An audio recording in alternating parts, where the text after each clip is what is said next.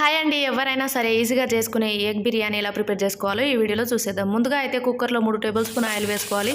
తర్వాత మసాలా దినుసులు వేసుకొని 2 మీడియం సైజు ఉల్లిపాయలని అలాగే 2, 3 పచ్చిమిరపకాయలను వేసుకొని బాగా వేయించుకోవాలి. తర్వాత ఒక మీడియం సైజ్ టమాటాని వేసుకోవాలి. తర్వాత కొంచెం పుదీనా కరివేపాకు వేసుకొని అవి కూడా మగ్గిన తర్వాత ఫ్రెష్గా దంచుకున్న అల్లం వెల్లుల్లి పేస్ట్ అలాగే పసుపు వేసి పచ్చివాసన పోయే వరకు ఫ్రై చేసుకోవాలి.